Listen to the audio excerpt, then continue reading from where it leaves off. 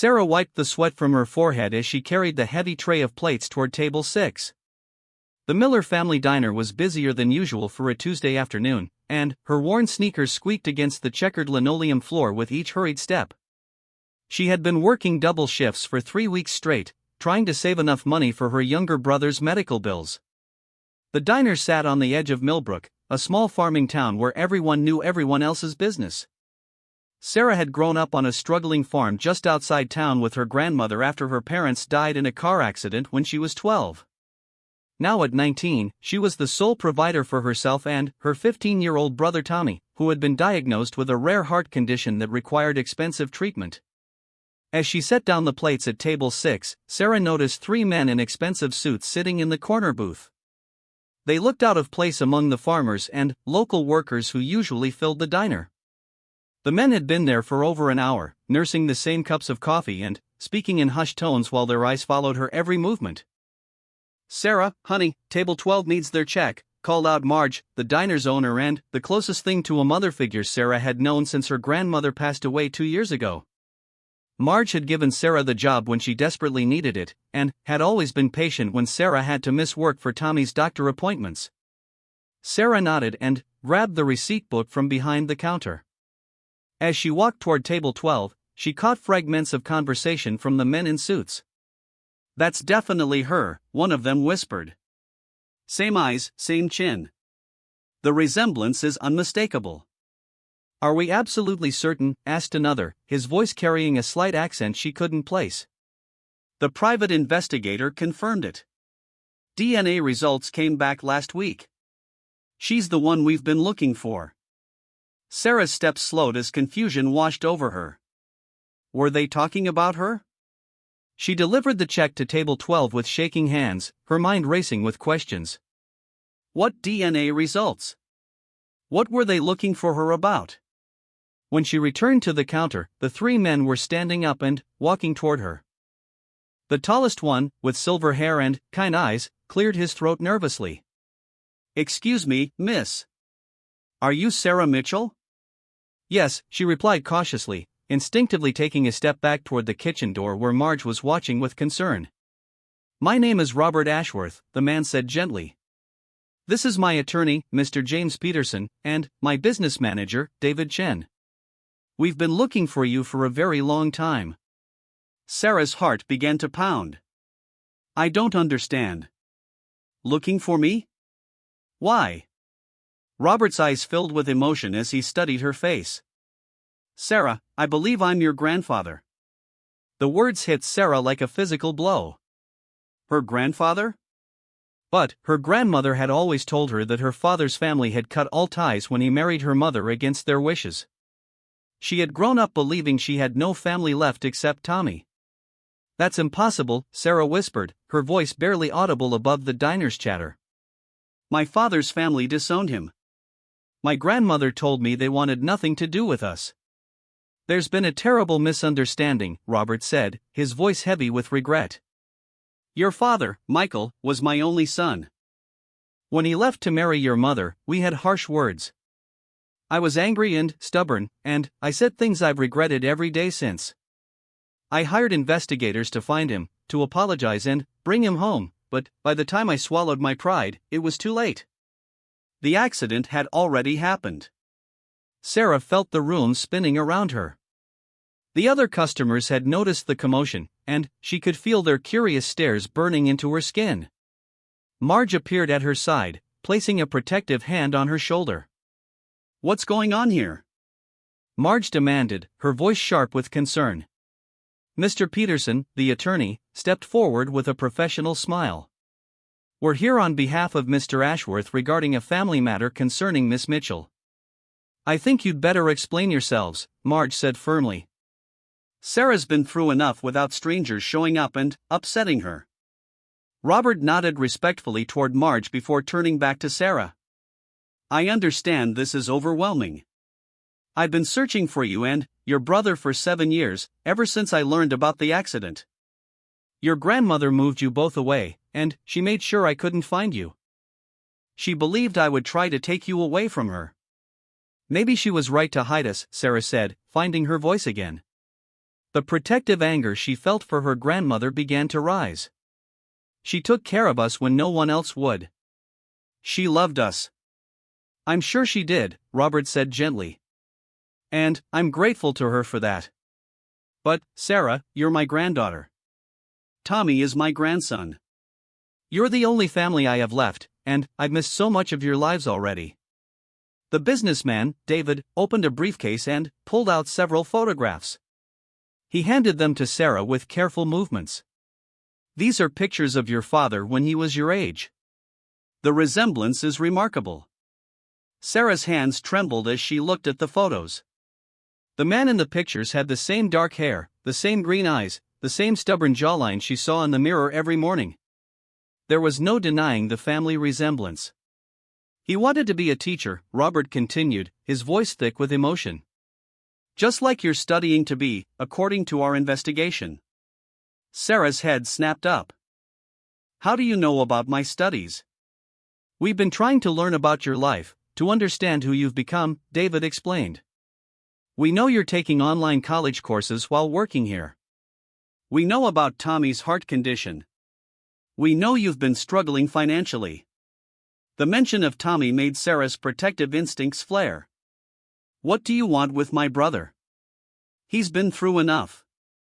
I won't let anyone hurt him or disrupt his life. We don't want to hurt anyone, Robert assured her. We want to help. We want to be family. Family doesn't abandon each other, Sarah shot back, the pain and anger of years of struggle evident in her voice. Family doesn't let children grow up alone and scared. Family doesn't let a 15-year-old boy worry about whether he can afford the medicine that keeps his heart beating. The diner had grown quiet around them. Even the cook had stopped his work to listen from the kitchen window. Sarah realized that her personal business was becoming public entertainment, and she felt her cheeks burn with embarrassment. Robert's face crumpled with guilt and sorrow. You're absolutely right. I failed your father, and I failed both of you. I let my pride and stubbornness destroy my family once, and I've regretted it every day since. I can't change the past, but I'm hoping you'll give me a chance to be the grandfather I should have been from the beginning. This is all very touching, Marge interjected, but Sarah's been working a double shift, and she needs to get home to her brother. Maybe you gentlemen should make an appointment to discuss this properly. Mr. Peterson reached into his jacket and pulled out a business card. Of course. Sarah, would you be willing to meet with us tomorrow? Perhaps somewhere more private where we can talk without interruption? Sarah stared at the card in her hand, her mind reeling with conflicting emotions. Part of her wanted to tear it up and walk away. She had built a life for herself and Tommy without any help from the Ashworth family. They had managed to survive, even if it meant working exhausting hours and constantly worrying about money. But another part of her, the part that had always wondered about her father's family and felt the ache of being alone in the world, was desperately curious. What if they were telling the truth? What if her grandmother had been wrong to keep them hidden? What if there really was family out there who cared about them? I need to think about it, she said finally. And I need to talk to my brother. He has a right to know about this too. Of course, Robert nodded. Take all the time you need. But, Sarah, please know that finding you and Tommy is the answer to 7 years of prayers.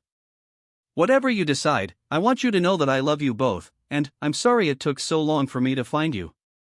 The three men left the diner, leaving Sarah standing in the middle of the dining room with Marge's protective arm around her shoulders and the curious stares of half the town burning into her back.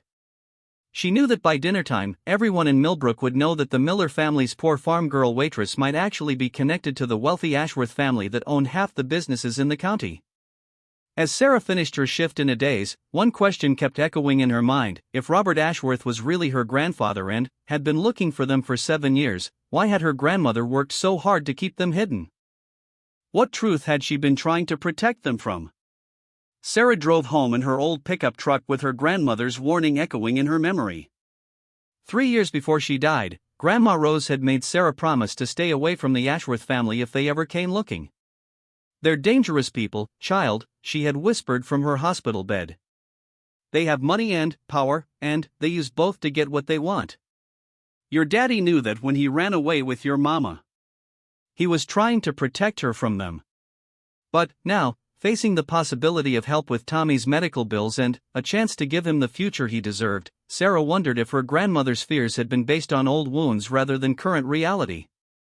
She found Tommy in their small farmhouse kitchen, hunched over his homework at the scratched wooden table. His pale complexion and the dark circles under his eyes reminded her of how much his condition had worsened lately. The doctor had been pushing for surgery, but the cost was beyond anything Sarah could manage, even with her insurance from the diner. "Hey, how was school?" she asked, trying to keep her voice normal despite the chaos in her mind. Dr. Martinez called, Tommy said without looking up from his math problems. He wants to schedule another appointment next week. Something about discussing surgical options again. Sarah's heart sank. She had been hoping to put off that conversation until she could figure out how to pay for it. "We'll manage it somehow, Tommy." "We always do." He looked up then, and she saw the fear in his eyes that he tried so hard to hide. "Sarah, I heard Mrs. Jenkins talking to Mrs. Foster at school pickup today. She said some fancy men in suits were asking about us at the diner. Is everything okay?" Sarah sat down across from him, suddenly, feeling the weight of being 19 years old and responsible for someone she loved more than her own life. "Tommy, I need to tell you something important. Those men claim to be our family. Our grandfather from Dad's side." Tommy's pencil stopped moving.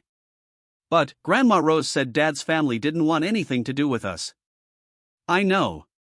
That's what I always believed too. But this man, Robert Ashworth, he says there was a misunderstanding.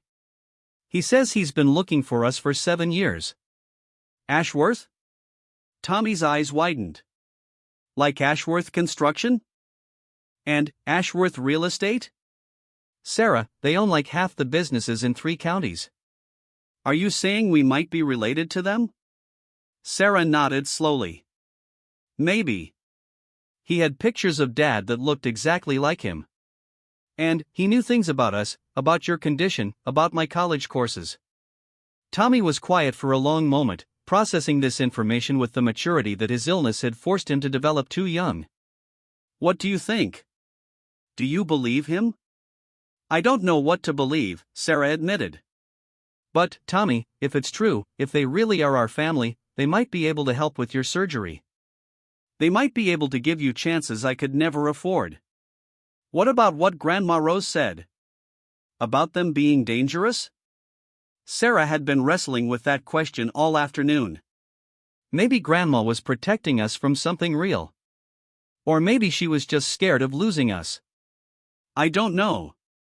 But I think we need to find out the truth. That evening, Sarah called the number on Mr. Peterson's business card and agreed to meet with them the next day. She arranged to have lunch at the Ashworth family estate, a sprawling mansion on the outskirts of town that she had driven past countless times but never imagined she might have a connection to. The next day, Sarah borrowed Marge's car because her truck was making worrying noises she couldn't afford to fix. As she drove through the iron gates and up the long circular driveway, she felt like she was entering a different world. Robert Ashworth met her at the front door personally, and she could see tears in his eyes as he welcomed her. "Thank you for coming, Sarah. It means more to me than you know." The house was beautiful but not flashy. Warm hardwood floors, comfortable furniture, and family photos everywhere. Sarah found herself drawn to a wall of pictures showing a young man who looked exactly like the father she could barely remember. "That's Michael at Tommy's age," Robert said, noticing her interest. "And there he is graduating from high school, starting college. I have so many pictures of his childhood, and I was hoping to have the same with you and Tommy." They sat in a comfortable living room where Robert's housekeeper, a kind woman named Elena, served sandwiches and fresh lemonade. Sarah had expected to feel out of place in such luxury, but Robert's genuine warmth made her feel surprisingly welcome. "Tell me about your life," Robert said gently. "I want to know everything. What you like to do, what you dream about, what makes you happy." For the next hour, Sarah found herself opening up in a way she rarely did with anyone. She told him about her love of teaching, her hopes of becoming a high school English teacher someday. She talked about Tommy's intelligence and humor, how he never complained about his condition even though it limited so much of what he could do. "He wants to be an engineer," she said with pride. "He builds these incredible things out of random parts he finds around the farm. Last month he rigged up a system to help me carry heavy trays at the diner without straining my back." Robert's eyes lit up. Michael was the same way. Always building, always fixing things. "I have a workshop in the garage that he used to spend hours in. I'd love to show it to Tommy sometime, if you'd both like to visit." As comfortable as the conversation had become, Sarah knew she needed to address the elephant in the room. "Robert, I need to ask you something directly. My grandmother told me that your family was dangerous. That my parents ran away to protect themselves from you. Was she right to be afraid?" Robert's expression grew serious, and he was quiet for a long moment before answering. "Your grandmother wasn't wrong to be cautious, Sarah. My family has a complicated history. We've had wealth and influence for generations, and not everyone in my family has used that power responsibly." He stood up and walked to the window, looking out at the manicured gardens. "When Michael was growing up, I was focused on building the business, on maintaining our family's status in the community. I made a lot of mistakes as a father. I was demanding, controlling, and I had very specific ideas about what kind of life Michael should live." Sarah waited, sensing there was more to the story. "Your mother, Jessica, was wonderful," Robert continued. "She was kind, intelligent, and she made Michael happier than I'd ever seen him. But she came from a working-class family, and my wife at the time thought that made her unsuitable for our son." "Your wife at the time?" "Michael's mother died when he was young. I remarried a woman named Victoria who came from old money and had very rigid ideas about social class. She made Jessica's life miserable whenever she visited our home. She was cruel and condescending, and she convinced me that the relationship was just a phase Michael would outgrow." Robert turned back to Sarah, his face heavy with regret. "The night before Michael graduated from college, Victoria and I confronted him. We told him he had to choose between Jessica and his family, between love and his inheritance. We thought we could force him to be practical, to marry someone Victoria approved of. But he chose my mother. He chose love. He told us he would rather have nothing and be happy with Jessica than have everything and be miserable without her. He was braver than I was, Sarah. He had the courage to fight for what mattered."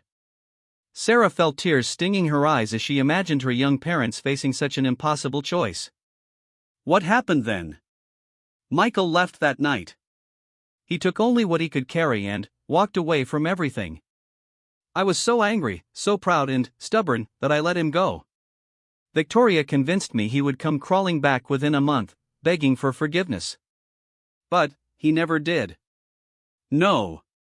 He moved 3 states away, married your mother in a small ceremony we weren't invited to, and started building a life on his own terms.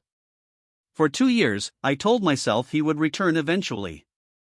I missed the birth of my first grandchild because I was too proud to admit I had been wrong." Robert's voice broke slightly. "By the time I realized what I had lost, by the time I fired Victoria's investigators and hired my own to find Michael and bring him home so I could apologize, it was too late. You were already orphaned, and your grandmother had taken you somewhere I couldn't find you." Sarah absorbed this information, trying to reconcile it with the story her grandmother had told her. "Grandma Rose said you tried to take us away from her. That you wanted to control us like you had tried to control Dad. I can understand why she believed that. The investigators I hired in those early years weren't very tactful. They were asking questions, trying to locate you, and I imagine it felt threatening to a woman who was grieving and trying to protect 2 traumatized children." Robert returned to his chair, leaning forward earnestly. "Sarah, I want you to know that I fired Victoria shortly after Michael left. I realized too late that I had let her poison my relationship with my son. I've spent the last 7 years trying to become the kind of man who deserved to be your grandfather." Sarah felt the wall she had built around her heart beginning to crack. The story Robert told made sense with what she remembered of her father, the gentleman who had always taught her to choose kindness over status, love over money. "There's something else you should know," Robert continued. "I've established trust funds for both you and Tommy. Not to control you or make you dependent on me, but to ensure you have choices. To make sure you can pursue your education without working double shifts, and Tommy can get the medical care he needs without you sacrificing your own future." Sarah's breath caught. Trust funds? Enough to pay for Tommy's surgery and ongoing medical care. Enough to put you both through college without debt. Enough to give you the freedom to choose your own paths in life, just like your father did.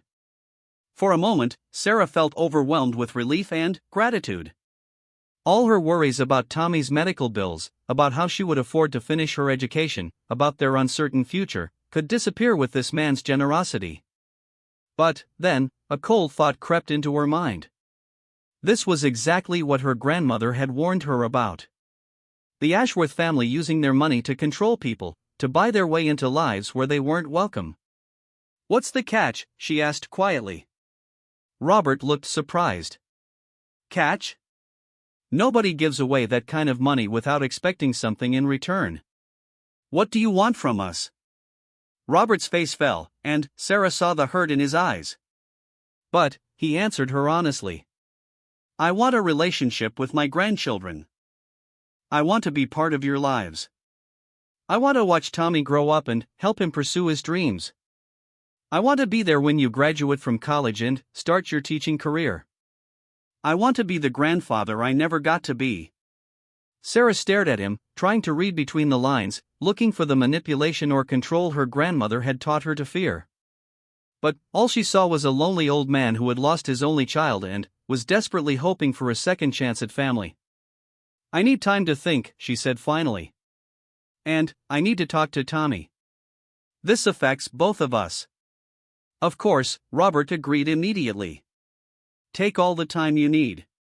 But, Sarah, whatever you decide about me, please don't let pride or fear prevent you from accepting help for Tommy. He deserves the best medical care available, regardless of whether you want me in your lives." As Sarah drove home in Marge's borrowed car, her mind was spinning with conflicting emotions. Robert seemed genuine, and his story explained so much about her family's history. But accepting his help would change everything about their lives, and she wasn't sure if that change would be for better or worse. What she didn't know was that someone had been watching their meeting very carefully, and that the truth about why her grandmother had been so afraid was about to surface in a way that would force Sarah to choose sides in a battle she didn't even know was being fought.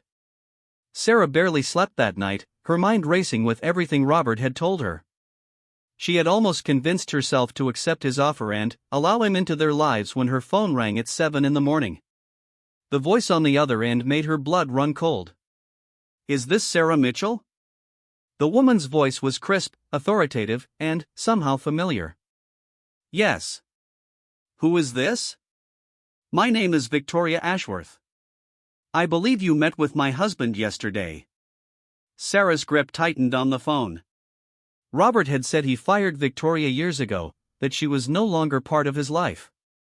"I think there's been some confusion. Robert said you were divorced." A cold laugh came through the phone. "Divorced? Is that what he told you? How interesting. We've been separated, yes, but legally I'm still Mrs. Robert Ashworth. And, as his wife, I have certain rights and interests that I protect very carefully." Sarah's stomach dropped. Had Robert lied to her about everything? "What do you want?" "I want to meet with you, dear. There are things you need to know about your precious grandfather before you make any decisions that might affect the Ashworth family's reputation and financial stability." Against her better judgment, Sarah agreed to meet Victoria at a coffee shop in the next town over. She didn't want this conversation happening in Millbrook where everyone would hear about it. Victoria Ashworth was everything Sarah had imagined and worse.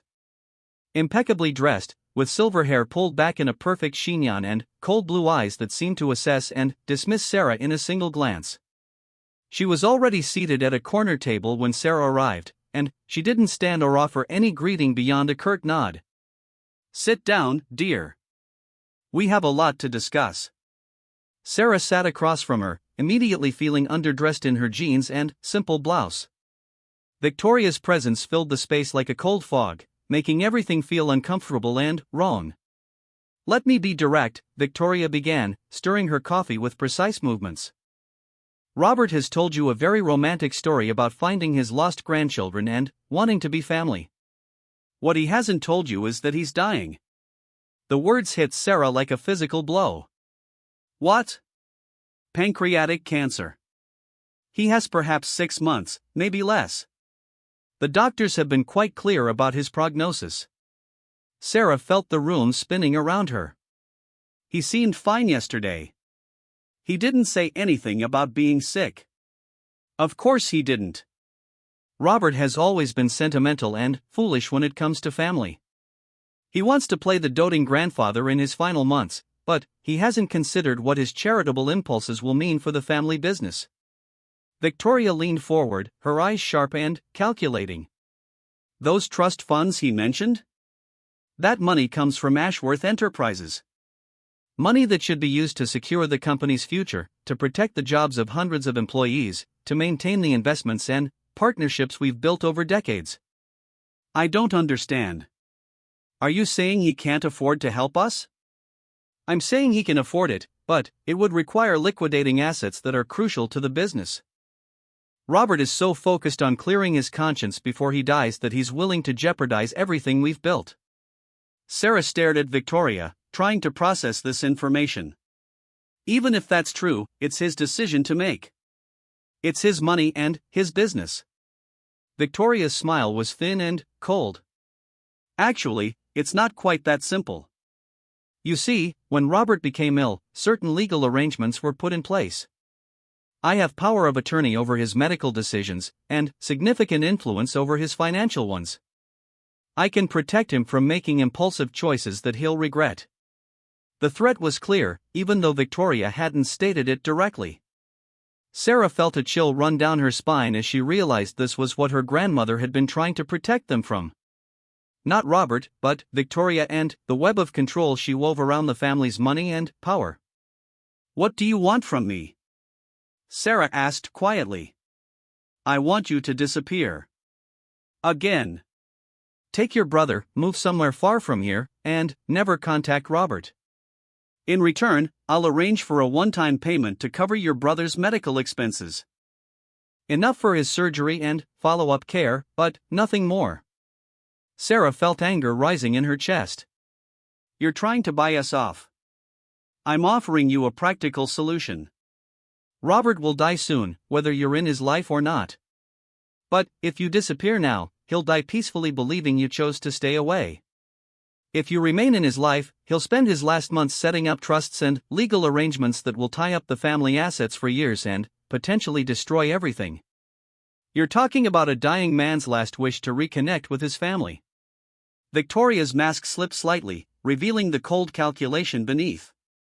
"I'm talking about protecting what matters. Robert had his chance at being a father, and he failed miserably. Michael ran away because Robert was weak, because he couldn't control his household or his son. Now Robert wants to repeat those mistakes with you and your brother. Maybe the mistake was letting you have any say in his family relationships." Victoria's eyes flashed with anger. "You have no idea what you're talking about, child. I saved this family from ruin after Michael left. I built the business connections and social standing that made the Ashworth name mean something in this region. Without me, Robert would have drunk himself to death in his grief." Sarah stood up, her chair scraping against the floor. "I've heard enough. Sit down. We're not finished." Victoria's voice carried the authority of someone used to being obeyed, but Sarah remained standing. "Yes, we are. I'm going to tell Robert about this conversation, and we'll see what he thinks about your power of attorney and your protection." Victoria smiled again, but this time there was something genuinely frightening in her expression. "Go ahead and tell him. But consider this first, your brother's surgery is scheduled for next week, isn't it? It would be terrible if there were complications with his insurance approval. Administrative delays can be so unpredictable, especially when influential people make certain phone calls. Sarah's blood ran cold. Victoria was threatening Tommy directly now, using his life-threatening condition as leverage. This was exactly the kind of power abuse her grandmother had feared. "You wouldn't. I would do whatever is necessary to protect this family's interests. Your brother's health is tragic, but it's not my responsibility. However, if you were to accept my offer and leave quietly, I might feel moved to make some charitable donations to ensure his treatment proceeds smoothly." Sarah realized she was trapped. If she stayed and fought Victoria, she risked Tommy's access to medical care. But if she accepted the buy-off and disappeared, she would be abandoning Robert in his final months and allowing Victoria to control his last decisions about his own family. "I need time to think about it. You have 24 hours. After that, I'll assume you've chosen to be difficult, and I'll take appropriate measures to protect Robert and the family business." Sarah left the coffee shop feeling sick and scared. She drove around for an hour before finally calling the one person she trusted most in the world. "Marge? I need help. Something terrible is happening, and I don't know what to do."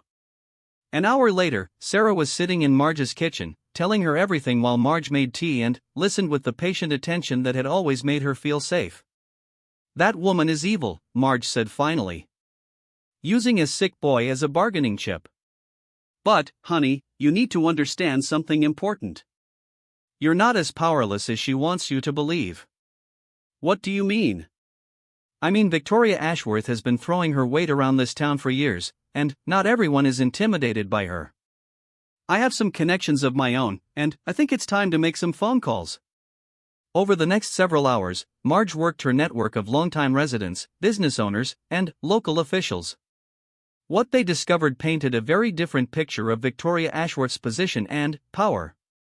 The supposed legal authority Victoria claimed to have over Robert's decisions was largely fictional. She had power of attorney only for medical decisions, and even that could be revoked by Robert at any time. More importantly, several people confirmed that Robert had been preparing to divorce Victoria for months before his cancer diagnosis. "She's been telling people they're still married to maintain her social position," explained Mrs. Henderson, who worked at the courthouse. "But the preliminary divorce papers were filed 6 months ago. Robert's been living in the family home alone since then." Armed with this information, Sarah decided to do something that terrified her but felt absolutely necessary. She called Robert and told him everything about her meeting with Victoria. Robert's reaction was immediate and furious. "She contacted you? She threatened Tommy? Sarah, I'm so sorry. I thought I had made it clear to her that she was to have no contact with you or your brother. She said she has power of attorney over your decisions.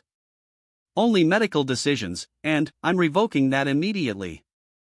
Sarah, I need you to know that Victoria has no authority over my financial decisions or my family relationships. The divorce will be final next month, and she'll have no claim on any Ashworth assets. She said you're dying. That you have cancer."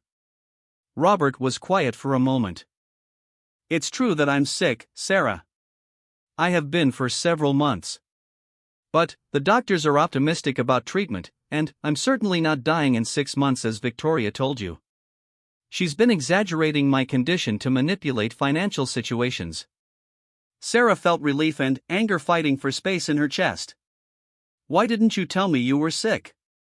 "Because I wanted you to get to know me as a person first, not as a dying man trying to clear his conscience. And because my health, while serious, doesn't change my desire to be part of your and Tommy's lives for however long I have." That evening, Sarah sat down with Tommy and told him everything. About Robert's offer, about Victoria's threats, about the choice they faced. "What do you think we should do?" she asked her brother. Tommy was quiet for a long time, and when he spoke, his voice carried a maturity that broke Sarah's heart. "I think Grandma Rose was right to be scared of Victoria. But I think she might have been wrong about Robert. And, Sarah, I think we deserve to find out what having family feels like." The next morning, Sarah called Victoria Ashworth and delivered her decision. "We're staying.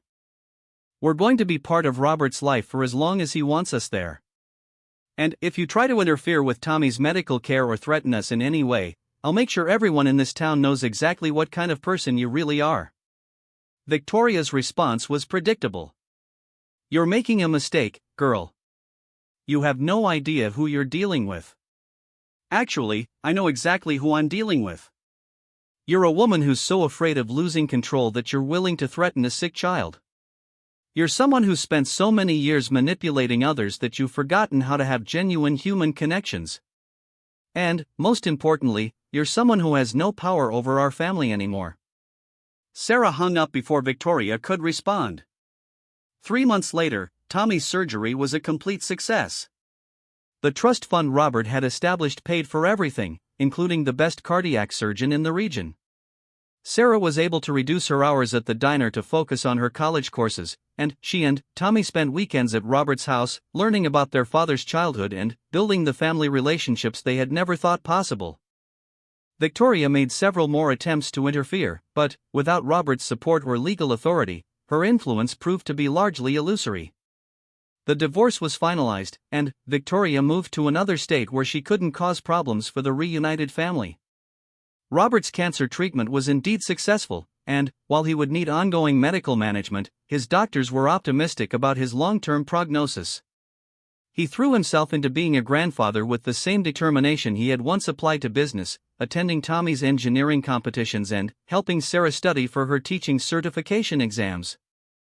On a warm Saturday afternoon 6 months after that confrontation at the diner, Sarah stood in Robert's workshop watching Tommy and his grandfather work on a project together. Tommy was explaining some modification he wanted to make to an old radio, and Robert was listening with the patient attention of someone making up for lost time. Marge had been right when she said Sarah wasn't as powerless as Victoria wanted her to believe. But, more than that, Sarah had learned that sometimes the truth about family is more complicated than the stories we tell ourselves to feel safe. Her grandmother had been right to protect them from Victoria's manipulation and control, but she had been wrong to assume that Robert was part of that threat. As she watched her brother laugh at something their grandfather said, Sarah realized that the real truth wasn't about who had more money or power. It was about people choosing to love each other despite past mistakes, to build bridges over old wounds, and to create the family they all deserved to have.